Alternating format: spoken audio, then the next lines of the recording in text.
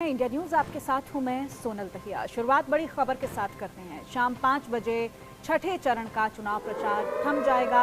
छठे चरण में 25 मई को मतदान है। 25 मई को 8 राज्यों की 58 सीटों पर वोटिंग होगी। 58 सीटों पर 889 प्रत्याशी अपनी किस्मत आजमा रहे हैं। छठे चरण में दिल्ली की सभी 7 सीटों पर चुनाव है। हरियाणा की सभी सीटों पर मतदान है और वहीं उत्तर प्रदेश की 14, बिहार की 8 सीटों पर वोटिंग होने जा रही है। छठे चरण में बंगाल की 8, झारखंड की 4 सीटों पर मतदान होगा। तो अलग अलग राज्यों पर इन सीटों पर मतदान होने जा रहे हैं और चुनाव प्रचार जोरों शोरों से चल रहा है। लगातार हम देख रहे हैं रैलियों का दौर जारी है। अलग अलग जगहों पर जाकर अपने नेताओं को जितवाने की अपील दिग्गजों की तरफ से हो रही है। अब ये कोशिश कितनी रंग लाएगी ये 4 जून के नतीजे बताएंगे। छठे चरण में दिल्ली की सभी 7 सीटों पर भी चुनाव होने जा रहे हैं। हरियाणा की सभी सीटों पर मतदान होंगे।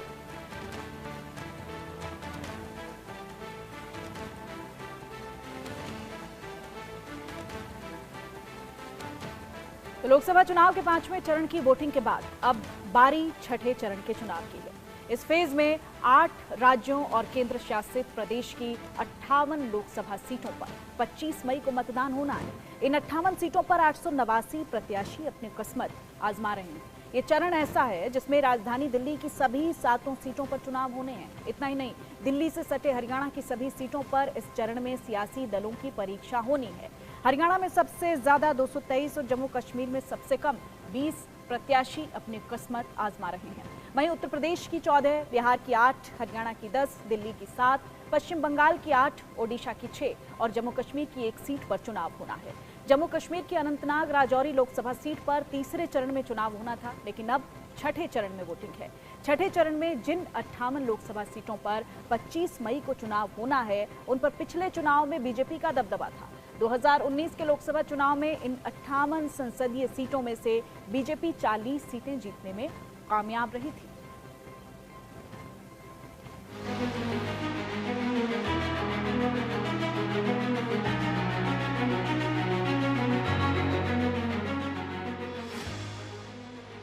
चौबीस का रण, 25 मई को छठा चरण। छठे चरण का मतदान बढ़ गया घमासान। दिल्ली और हरियाणा की सभी सीटों पर वोटिंग। 58 सीटों पर वोट युद्ध। किसका पलड़ा भारी? लोकसभा चुनाव के 5वें चरण की वोटिंग के बाद अब बारी छठे चरण के चुनाव की है। इस फेज में 8 राज्यों और केंद्र शासित प्रदेश की 58 लोकसभा सीटों पर 25 मई को मतदान होना है। इन 58 सीटों पर 889 प्रत्याशी अपनी किस्मत आजमा रहे हैं। 2024 के लोकसभा चुनाव में छठे चरण में जिन 8 राज्यों की सीटों पर चुनाव है, उसमें राजधानी दिल्ली से लेकर जम्मू कश्मीर तक की सीट शामिल है। उत्तर प्रदेश की 14, बिहार की 8, हरियाणा की 10, दिल्ली की 7, पश्चिम बंगाल की 8, झारखंड की 4, ओडिशा की 6 और जम्मू कश्मीर की 1 सीट पर चुनाव है। ये चरण ऐसा है जिसमें राजधानी दिल्ली की सभी 7 सीट पर चुनाव होने हैं। दिल्ली लोकसभा की 7 सीटों पर एनडीए और इंडिया गठबंधन में जोरदार टक्कर है। दिल्ली में पहली बार कांग्रेस और आम आदमी पार्टी साथ मिलकर चुनाव लड़ रहे हैं। दिल्ली में 4 सीटों पर आम आदमी पार्टी और 3 सीटों पर कांग्रेस चुनाव लड़ रही है। दिल्ली में नई दिल्ली सीट से बीजेपी ने सुषमा स्वराज की बेटी बांसुरी स्वराज को चुनावी मैदान में उतारा है, तो वहीं आम आदमी पार्टी ने सोमनाथ भारती को टिकट दिया है। चांदनी चौक सीट पर बीजेपी के प्रवीण खंडेलवाल का मुकाबला कांग्रेस के दिग्गज नेता जेपी अग्रवाल से है। पूर्वी दिल्ली से बीजेपी के हर्ष मल्होत्रा के विरोध में आम आदमी पार्टी के कुलदीप कुमार चुनाव में खड़े हैं। उत्तर पूर्वी दिल्ली पर बीजेपी के मनोज तिवारी की लड़ाई इस बार कांग्रेस की कन्हैया कुमार से है। उत्तर पश्चिमी दिल्ली से बीजेपी ने योगेंद्र चंदोलिया को प्रत्याशी बनाया है, तो वहीं उदित राज कांग्रेस के उम्मीदवार हैं। पश्चिमी दिल्ली से बीजेपी के कमलजीत सहरावत का मुकाबला आम आदमी पार्टी के महाबल मिश्रा से है, तो वहीं दक्षिणी दिल्ली में बीजेपी के रामवीर सिंह विधूड़ी की भिड़ंत आम आदमी पार्टी के सहीराम पहलवान से है। आज केंद्रीय मंत्री श्रीमती स्मृति ईरानी अभी आ रही है। वो मेरे साथ मेरे समर्थन में रोड शो करेंगी। कार्यकर्ताओं का उत्साह और ऊर्जा देखते ही बनती है और जिस प्रकार का समर्थन पूरी दिल्ली और खासतौर पे मेरा चांदनी चौक का क्षेत्र प्रधानमंत्री श्री नरेंद्र मोदी जी को दे रहा है, उनके 10 साल के कामों को दे रहा है, उससे मुझे पूरा विश्वास है हम चांदनी चौक की सीट रिकॉर्ड वोटों से जीतेंगे। आज दोपहर में मेरे समर्थन में केंद्रीय मंत्री श्री पीयूष गोयल भी आ रहे हैं और वो भी लोगों के साथ बातचीत करेंगे। कुल मिलाकर के वातावरण बहुत सकारात्मक है और सभी कार्यकर्ताओं ने जी तोड़ मेहनत की है। मैं सबको प्रणाम करता हूँ। इतना ही नहीं, दिल्ली से सटे हरियाणा की सभी सीटों पर भी इस चरण में सियासी दलों की परीक्षा होनी है। हरियाणा में सबसे ज्यादा 223 और जम्मू कश्मीर में सबसे कम 20 प्रत्याशी अपनी किस्मत आजमा रहे हैं। लोकसभा चुनाव के छठे चरण के रण में कई दिग्गजों की किस्मत दांव पर है।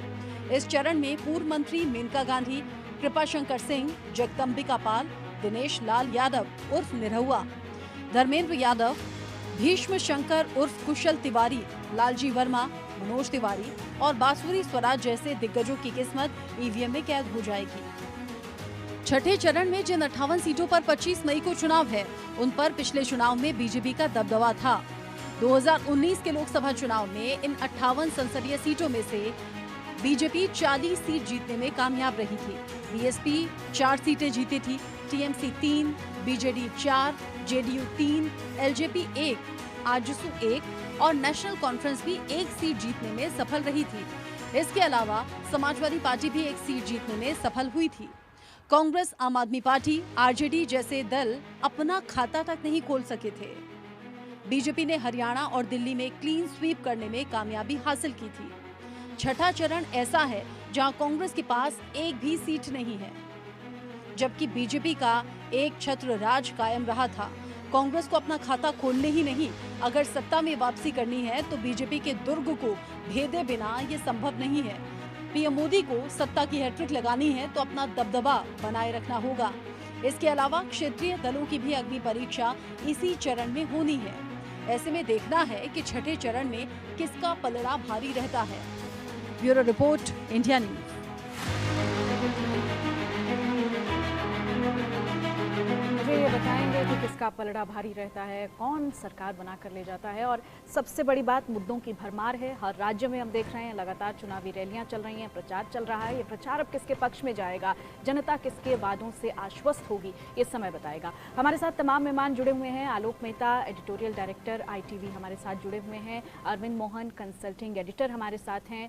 डॉक्टर परमवीर सिंह, राजनीतिक विश्लेषक हमारे साथ जुड़े हुए हैं। राहुल लाल, राजनीतिक विश्लेषक हमारे साथ हैं। रैनिक दत्ता, मेरे सहयोगी, भी कुछ देर बाद जुड़ेंगे, उनसे भी अपडेट्स लेंगे। सबसे पहले आलोक जी का हम रुख कर लेते हैं। आलोक जी, बहुत महत्वपूर्ण है ये चरण, क्योंकि अलग अलग जगहों पर जहां हम देख रहे हैं, चाहे हम दिल्ली की बात कर लें, हरियाणा की बात कर लें, इस रण में हर कोई जीत के दावे कर रहा है, वायदे कर रहा है। लेकिन हकीकत के धरातल पर आप जब एनालिसिस करते हैं तो सबसे पहले हम दिल्ली का ही जिक्र कर लेते हैं। दिल्ली में अरविंद केजरीवाल को लेकर तमाम मुद्दे हैं, जनता के जहन में क्या चल रहा है वो नतीजे बताएंगे। लेकिन आप किस तरह से देख रहे हैं अरविंद केजरीवाल का जेल जाना? क्या ये सिंपैथी में तब्दील होगा या फिर इसके कुछ और नतीजे आप अपनी नजर से देख पा रहे हैं?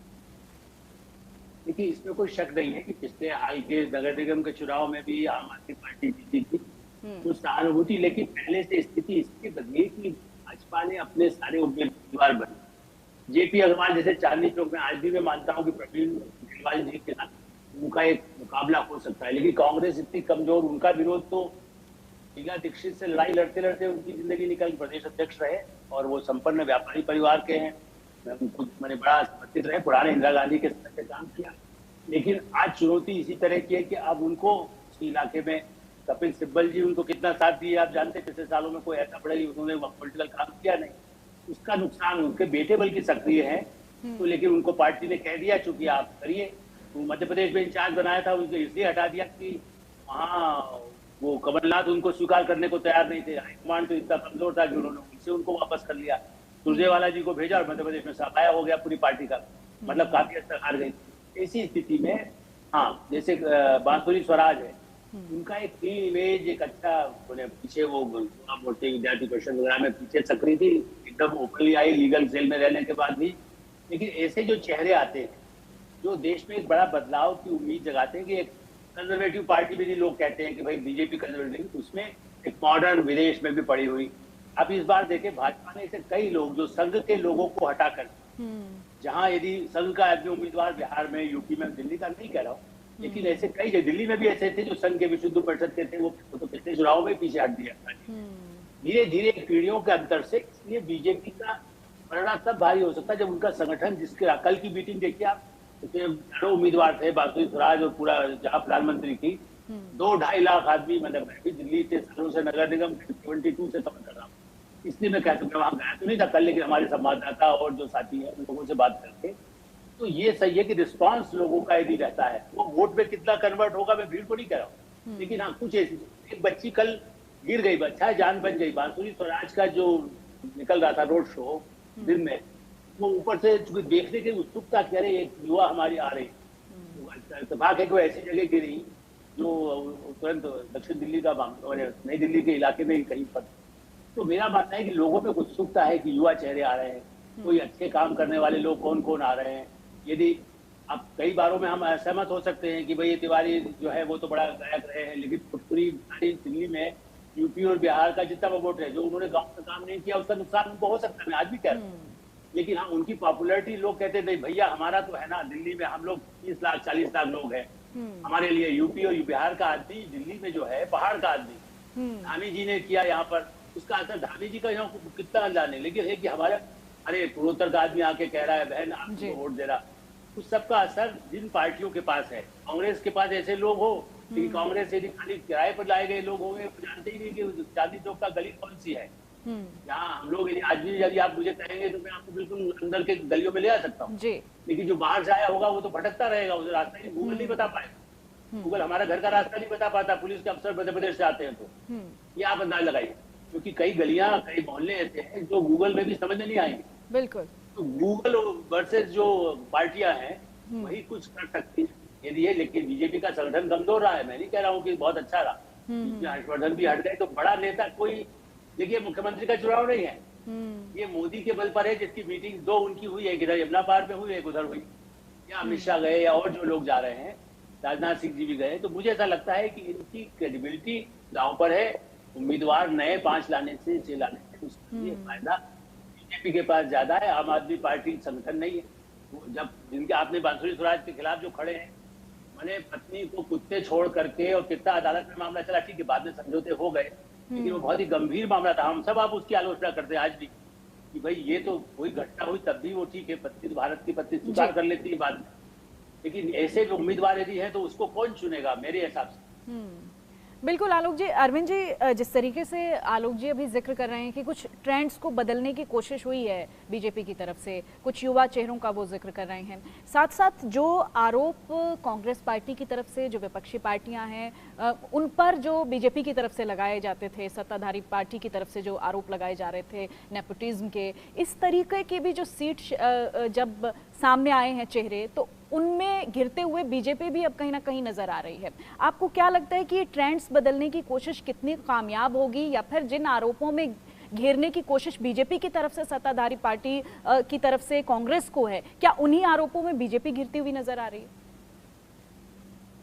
देखिए, प्रधानमंत्री सबसे मैं मानूंगा कि स्टार कैंपेनर ही नहीं है, सबसे होशियार कैंपेनर है, और उनको जो कोई भी एडवाइस दे रहा है वो बहुत चीजें देख के और रोज की रिपोर्टिंग के बेसिस पे हो रहा है। बड़ी आसानी से आप देखिए, इधर जो भी 5वें के बाद उनकी जो भी बातें आई हैं उसमें परिवारवाद तीसरे नंबर पे आ गया है, कम्युनलिज्म और जातिवाद, उसके बाद परिवार, करप्शन का इशू खत्म हो गया, करप्शन का इशू वो अब नहीं उठा रहे। पहले ये था कि परिवारवाद और करप्शन ही सारा कुछ था, तो अब मुद्दे बदल के वो सांप्रदायिक और सांप्रदायिकता में भी अपने जो भी कह रहे हैं हिंदू मुसलमान, उसको वो असल में अपोजिशन की सांप्रदायिकता का जवाब बता रहे हैं। तो चीजें सांप्रदायिकता की तरफ ले जाई जा रही हैं, और ये जो मसले छोटे उठे, ये जो छोटे अब वही साबित कर रहे हैं कि छोटे हैं, उनसे बात नहीं हो रही। तो पॉलिटिक्स बड़ी तेजी से, क्योंकि चीजें जब लोकल लेवल पे आई हैं तो ये जो 400 का डिस्कोर्स था और मोदी की गारंटी का डिस्कोर्स था, वो डिस्कोर्स हल्का पड़ा है, तो उसको कहीं ना कहीं प्रधानमंत्री और उनके रणनीतिकार बड़ी होशियारी से चीजों को बदल रहे हैं, और हम देख रहे हैं कि सारा चुनाव अकेले लड़ रहे हैं, हर जगह से उन्हीं की मांग है बार बार। दिल्ली जैसे शहर में दो सभाएं उनकी, ये अपने आप में इसी पर अरविंद जी आप अपनी बात आगे बढ़ाइएगा। मैं एक बार रुख कर लेती हूँ अपने सहयोगी रैनिक दत्ता का। रैनिक, पश्चिम बंगाल की अगर हम बात कर लें तो देखिए मुद्दों की तो भरमार है, सीए एनआरसी है, हिंदुत्व है, राम मंदिर है, ईडी है, तमाम मुद्दों को लेकर घेरने की कोशिश हो रही है और साथ ही साथ 35 सीटें जीतने का दावा बीजेपी की तरफ से हो रहा है। पिछली बार 18 सीटें रही, 17 सीटें रही और अब की बार सीधा बढ़ाकर 35 सीटें जीतने का दावा बीजेपी की तरफ से हो रहा है। आप क्या देख रहे हैं, ग्राउंड पर किस तरह की रियलिटीज आपको नजर आ रही हैं? एकदम ही देखिए, बहुत सारे मुद्दा पश्चिम बंगाल में है। पश्चिम बंगाल चुनाव में सबसे ज्यादा जो बीजेपी के तरफ से जो फोकस किया जा रहा है वो संदेशखाली इशू, उसके साथ सीएए और उसके साथ ही जो आरक्षण इशू भी सामने आ रहा है। क्योंकि एक तरफ जब संदेशखाली इशू चल रहा था उसी टाइम में सीएए को लेकर तृणमूल कांग्रेस की तरफ से बार बार से बीजेपी के ऊपर हमला किया जा रहा था, ममता बनर्जी की तरफ से टिप्पणी किया जा रहा था ये सीएए को लेकर। दूसरी तरफ ठीक 6 नंबर फेज का जब चुनाव होने जा रहा है उसके ठीक पहले ही कलकत्ता हाई कोर्ट की तरफ से ओबीसी रिजर्वेशन को लेकर जो वर्डिक्ट दिया गया है उसमें से ओबीसी रिजर्वेशन को कैंसिल किया गया है जो 2010 साल के बाद आया था। ये भी एक बड़ा मुद्दा होने जा रहा है ये चुनाव में, क्योंकि ये जो 6 नंबर फेज होने जा रहा है जिस जगह में मेदिनीपुर का मैक्सिमम एरिया, पूर्व मेदिनीपुर, पश्चिम मेदिनीपुर और सेंट्रल मेदिनीपुर, ये जो जगह, इसके साथ पुरुलिया, बांकुड़ा, ये जो जगह है ये जगह में ओबीसी सेक्टर सबसे ज्यादा महत्वपूर्ण है और इसी जगह में ये जो संरक्षण, ये आरक्षण को कैंसिल कर दिया गया है कलकत्ता हाई कोर्ट की तरफ से।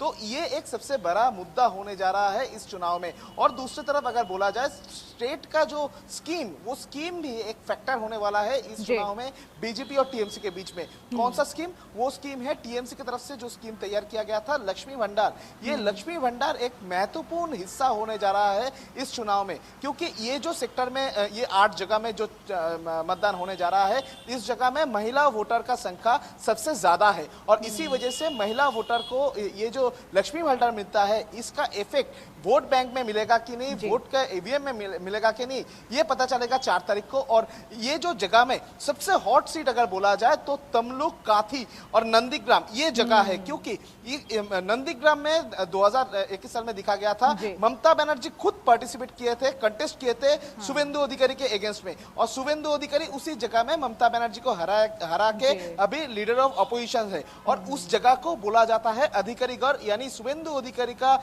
जो जगह, उस जगह को डिफाइन किया जाता है शुभेंदु अधिकारी का जगह देखते हुए। और उसी जगह में चुनाव होने जा रहा है। उसी जगह का बीजेपी का एक तरफ उम्मीदवार है जो कलकत्ता हाई कोर्ट का जस्टिस था अभिजीत गंगोपाध्याय, उनको बीजेपी की तरफ से तमलुक लोकसभा सीट में कैंडिडेट डिक्लेयर किया है बीजेपी ने। दूसरी तरफ उनके खिलाफ में, उनके अगेंस्ट में टीएमसी का उम्मीदवार है एकदम यूथ जनरेशन, एकदम यंग जनरेशन, देवांशु भट्टाचार्य। इसीलिए तमलुक और काथी ये दोनों लोकसभा बहुत ही महत्वपूर्ण है दोनों पार्टी के लिए। एक तरफ बीजेपी, दूसरी तरफ टीएमसी, दोनों के लिए बहुत ही महत्वपूर्ण होने जा रहा है। और उसके अलावा भी बिल्कुल मुद्दों की भरमार है और तमाम तरह के वायदे लगातार चुनावी रैलियों में भी अब देख रहे हैं कि उन मुद्दों का शोर जरूर सुनाई दिया। आप नजर बनाए रखिएगा, लगातार रैनिक आपसे अपडेट